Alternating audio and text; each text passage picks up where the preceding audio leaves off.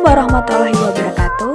Perkenalkan, kami dari anggota KKN VDR 050 UIN Sayyid Rahmatullah Tulungagung, gelombang 2 tahun 2021. Kami akan menampilkan beberapa vlog kreatif dari kami yang bertemakan mengenai review film. Untuk lebih selengkapnya, mari kita lihat beberapa video kami. Terus kenapa ngikutin aku? Ya kan aku nggak ganggu, cuma pengen tahu. Soalnya viralnya kamu nggak suka sama cowok. Kata siapa? Ya kamu, sikap kamu yang judes anti senyum, dideketin cowok marah. Ya suka-suka aku lah.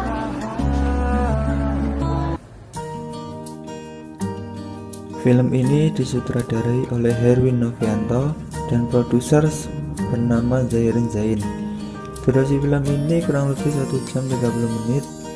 Pemeran dalam film ini yaitu Deddy Mizwar sebagai aktor Sagala, Siva Aju sebagai Gina, dan Ume Shahab sebagai Wisnu. Di film Sejuta Sayang Untuknya ini mengisahkan perjuangan aktor Sagala untuk memenuhi kebutuhan anak sematawayangnya. Di tengah situasi ekonomi yang sulit dan pergolakan batin antara idealisme juga realitas. Permasalahan bermula ketika Gina yang sudah duduk di kelas 3 SMA membutuhkan ponsel Android untuk bisa melaksanakan uji coba ujian yang berlangsung secara daring. Gina yang mengetahui kondisi keuangan keluarganya semula tak ingin makin membebani ayahnya yang hanya bekerja sebagai aktor figuran. Bahkan ia rela mendapatkan nilai ujian rendah agar tak usah kuliah sehingga tidak semakin membebani ayahnya. Namun aktor bersikeras untuk tetap ingin membelikan ponsel demi anaknya bisa melaksanakan uji coba ujian.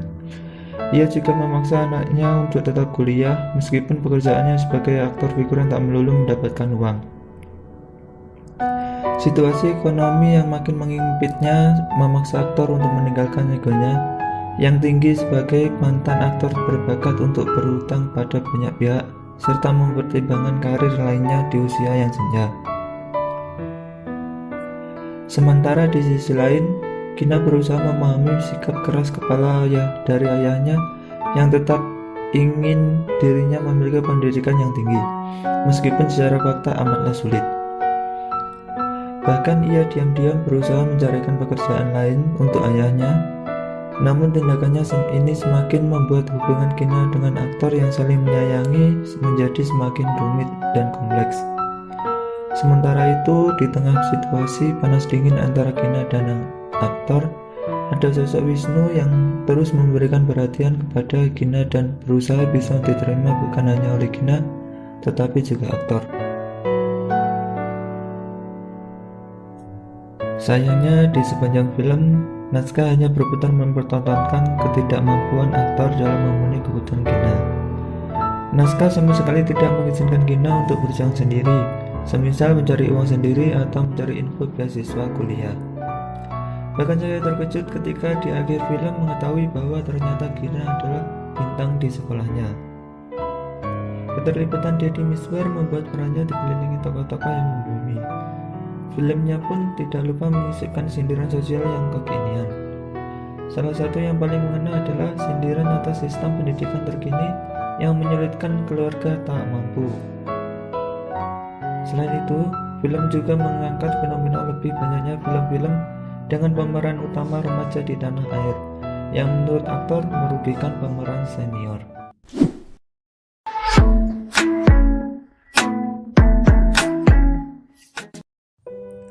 Film ini bercerita tentang seorang ayah yang menderita keterbelakangan mental bernama Lee Yong-gu. Hidup bersama anak perempuannya yang bernama Lee Ye-seung. Kisah ini bermula dari Ye-seung yang menginginkan tas kuning bergambar Sailor Moon. Yong-gu selaku ayahnya belum mampu menuruti permintaan anaknya karena belum mempunyai uang. Setiap hari ia dan anaknya berkunjung ke toko yang menjual tas tersebut sekedar memastikan bahwa tas tersebut belum dibeli oleh orang lain. Pada suatu hari tas tersebut dibeli oleh anak dari komisaris polisi. Dan Yong-gu mencoba untuk membeli tas itu kembali, tetapi anak tersebut menolak menjualnya. Beberapa hari kemudian, anak komisaris polisi tersebut menemui Yong-gu dan memberitahunya bahwa ada toko lain yang menjual tas serupa. Anak tersebut kemudian mengantarkannya ke toko yang ia maksud. Namun, di tengah perjalanan, tiba-tiba sang anak terpeleset dan meninggal dunia. Pada saat itu, Yonggu kemudian dituduh telah melakukan penculikan, kekerasan seksual hingga pembunuhan yang mengakibatkan dirinya harus mendekam di penjara. Selama menjalani pemeriksaan dan penyelidikan, Yonggu banyak mendapat tekanan dan intimidasi untuk mengakui perbuatan yang dituduhkan kepadanya. Pada akhirnya, Yonggu terpaksa mengakui semua tuduhan tersebut sebab ia mendapat ancaman dari komisaris polisi selaku ayah dari anak yang meninggal tersebut. Komisaris polisi tersebut mengancam akan membunuh Yeseng apabila Yonggu tidak mengakui perbuatannya.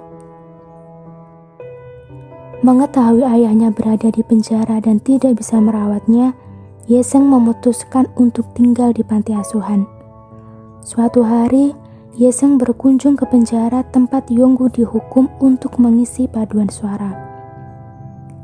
Mengetahui hal tersebut, teman-teman Yonggu berusaha untuk membawa Yeseng ke dalam sel dan mempertemukannya dengan ayahnya.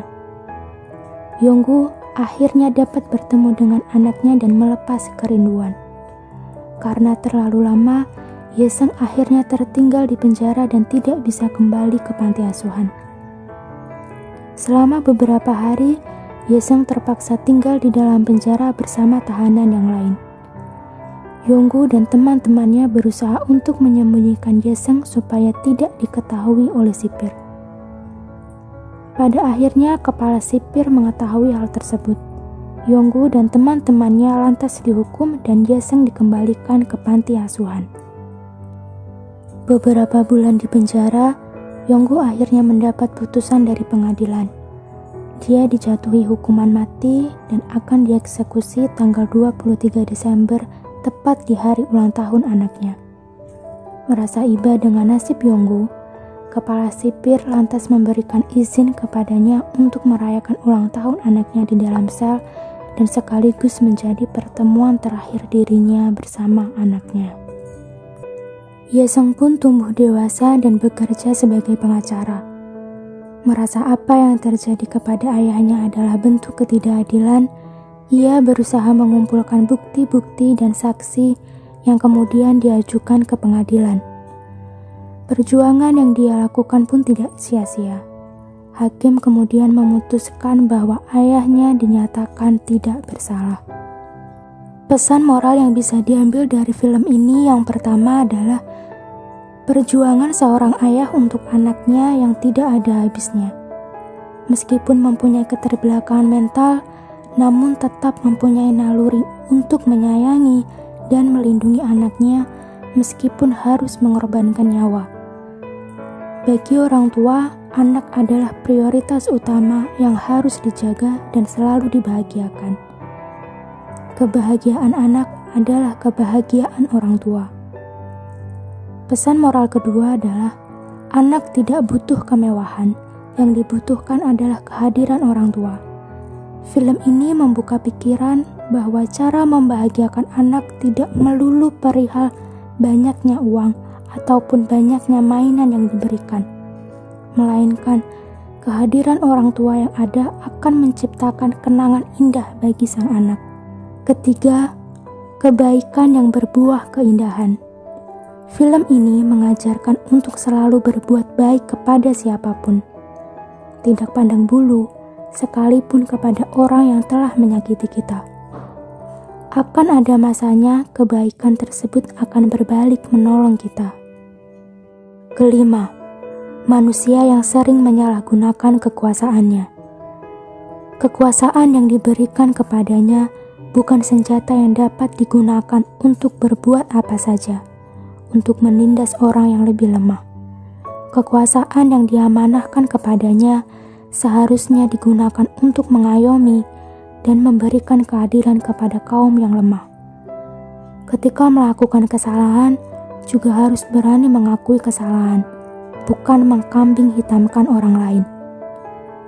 Keenam, Film ini juga menyadarkan bahwa kita tidak boleh merendahkan orang-orang yang mempunyai kekurangan.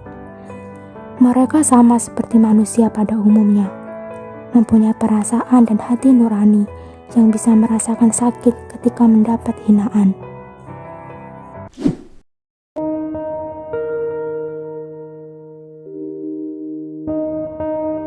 Train to Busan menceritakan bagaimana Suk-woo yang diperankan oleh Gong Yoo bertahan hidup untuk bertemu dengan anak dan istrinya saat wabah zombie menyerang Korea. Di film ini, zombie diceritakan sebagai sumber masalah yang menyebarkan wabah melalui gigitannya, di mana gigitan zombie ini akan memanipulasi DNA manusia dan akan mengubah manusia menjadi zombie. Siapapun yang tergigit akan langsung berubah menjadi zombie.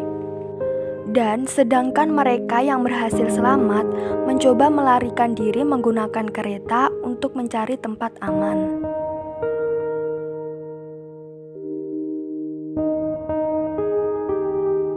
Pada awal film akan ditampilkan seekor rusa yang tertabrak oleh truk.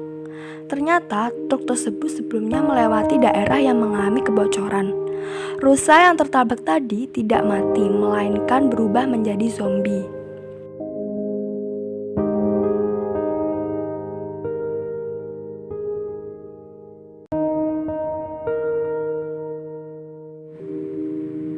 Suk-woo adalah seorang manajer keuangan sekaligus ayah yang bekerja di Seoul yang ingin menuruti keinginan anaknya untuk bertemu dengan ibunya.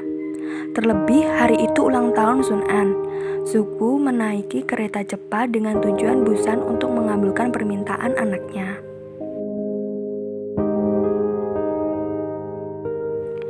Ketika kereta hendak berangkat, ada wanita yang terluka kakinya bermaksud ikut masuk gerbong.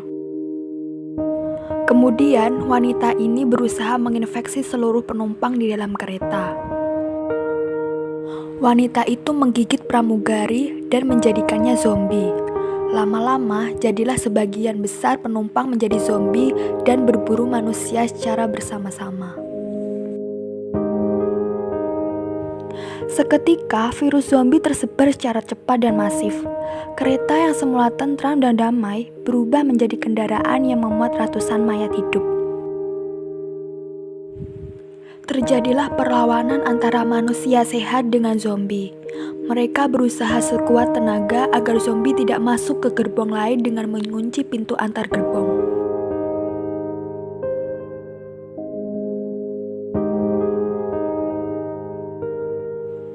Masinis kereta mengumumkan bahwa kereta akan berhenti di Jejeon, tempat para tentara telah siaga untuk menolong mereka. Namun, ketika sampai di sana, keadaan stasiun sepi dan tidak ada orang sama sekali.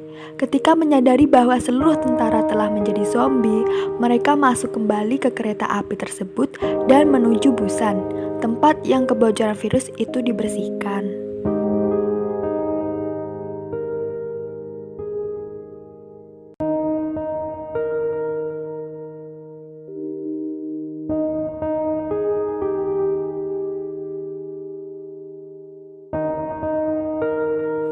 Suk-woo dan anaknya serta penumpang yang masih bertahan berusaha menghindari zombie dan mencari bantuan ke kota lain.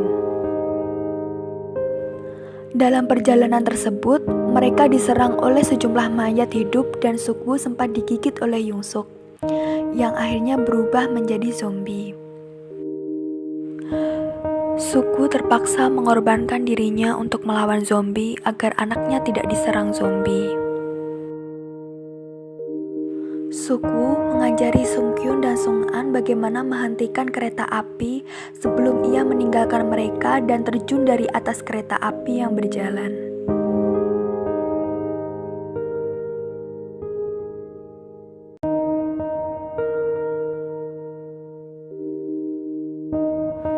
Perjalanan Suk-woo berubah menjadi perjalanan paling mengerikan dalam hidupnya.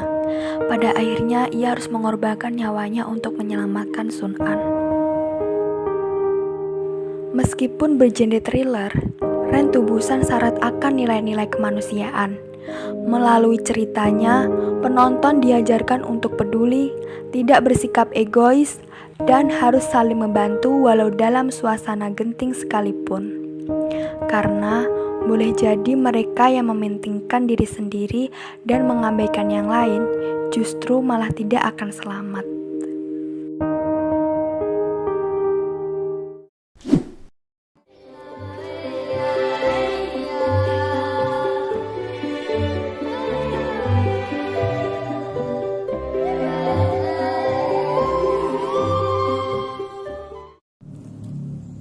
Tanah Surga katanya. Film ini mengisahkan tentang seorang kakek yang merupakan mantan sukarelawan konfrontasi Indonesia-Malaysia tahun 1965. Ia memiliki seorang anak laki-laki, sebut saja Haris, dan 2 orang cucu, Salman dan Salina namanya. See you later, Pace. Oke.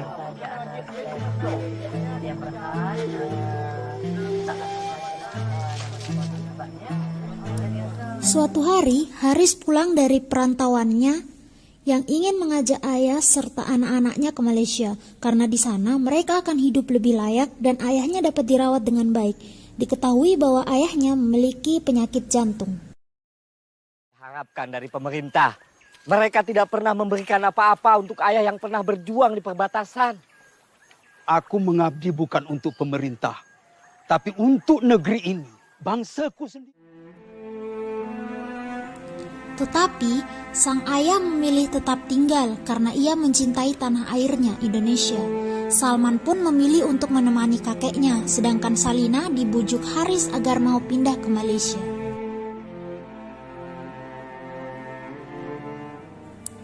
Suatu ketika, Hashim yang merupakan kakeknya Salman, penyakitnya kambuh. Dan ketika diperiksa oleh Dr. Anwar, Hashim mengidap penyakit yang membahayakan hidupnya. Dan dokter berharap Hashim dapat dibawa ke pengobatan yang lebih layak karena selama ini ia menolak karena biaya yang mahal, belum lagi perjalanannya yang menghabiskan hampir 400 ringgit. Akhirnya Salman berusaha untuk mendapatkan uang tersebut. Ia bekerja setiap hari menjual kerajinan daerahnya ke Malaysia hingga bolos sekolah. Sempat suatu hari ia bertemu ayahnya untuk membicarakan tentang kakeknya, tetapi Haris terlalu sibuk hingga mengabaikan Salman yang pulang dengan tangan kosong. Setelah berhari-hari bekerja, akhirnya uang Salman cukup untuk membawa kakeknya ke kota. Di tengah perjalanan, baling-baling perahu tersebut patah sehingga perjalanan menjadi lebih lambat, padahal kondisi Hashim semakin parah. Hashim pun menghembuskan nafas terakhirnya dan malam itu dipenuhi dengan tangis suara Salman.